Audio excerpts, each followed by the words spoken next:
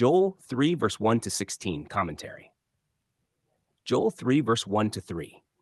The Lord gathers the nations. The prophet continues by describing a time when the Lord would restore his people and bring judgment upon the nations that had oppressed them. The phrase "in those days and in that time" points to the period connected with God's redemptive work and the events surrounding the close of the Old Covenant age. The restoration of Judah and Jerusalem is not merely political, but centers upon God's covenant faithfulness to his people.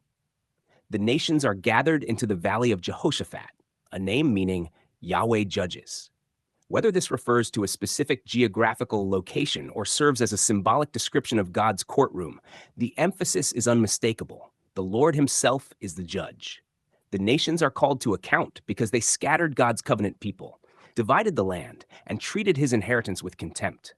The casting of lots for God's people demonstrates how little value the nations placed upon them. Human beings created in God's image were traded as merchandise. Yet what men regarded as insignificant, God regarded as precious. His covenant people remained under his care, and he would not ignore the injustices committed against them.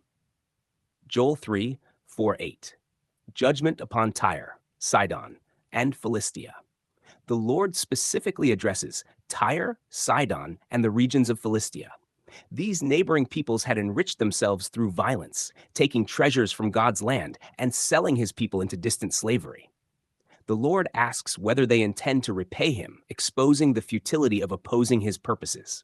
Their actions against Israel were ultimately acts against Israel's God.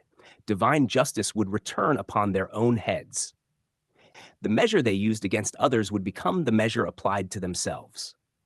The promised reversal demonstrates an important principle throughout Scripture. God vindicates his covenant promises. The very people who had been sold into captivity would witness God's righteous judgment upon those who enslaved them. This reversal reveals the Lord's sovereign government over history rather than random political events. Joel 3, 9-12. The nations summoned to war. The nations receive a striking command to prepare for war. Farmers are told to beat their plowshares into swords and pruning hooks into spears. Instead of an age of peace, this imagery portrays the nations assembling for their final confrontation with God's judgment. This scene intentionally reverses the peaceful imagery found elsewhere in Scripture, where swords become plowshares. Here, the nations prepare themselves for conflict because the day of divine reckoning has arrived.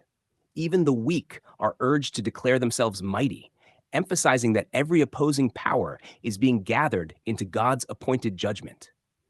Ironically, although the nations believe they are preparing for battle, it is God who has summoned them. Their military strength cannot alter the outcome. The Lord reigns over kings, armies, and empires, directing history toward his predetermined purpose. Joel 3, verse 13-16. The day of the Lord.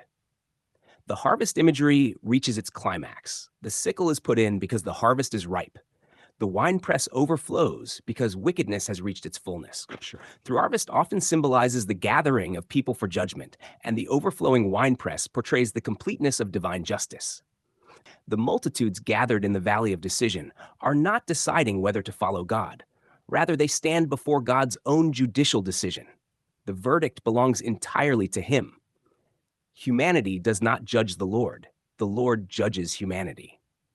The description of the sun and moon growing dark and the stars withdrawing their brightness continues the familiar prophetic language used throughout the Old Testament.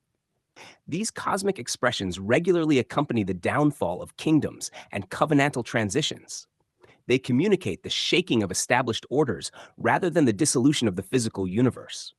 The Lord roaring from Zion portrays his authority issuing from the place where he established his covenant presence. His voice shakes heaven and earth, signifying the overthrow of the old order that had rejected his Messiah and persecuted his people. Yet the same Lord who judges also provides refuge. For his people, he is not a terror, but a stronghold. Joel presents two inseparable truths: God's righteous judgment against covenant-breaking opposition and his unwavering protection of those who belong to him. The day of the Lord brings destruction for those who resist his reign, but it brings security, vindication, and deliverance for his redeemed people. This passage ultimately magnifies God's sovereignty. He governs nations, fulfills his covenant promises, judges evil at the appointed time, and preserves his people through every act of redemptive history. His purposes cannot be delayed, his justice cannot be escaped, and his faithfulness never fails.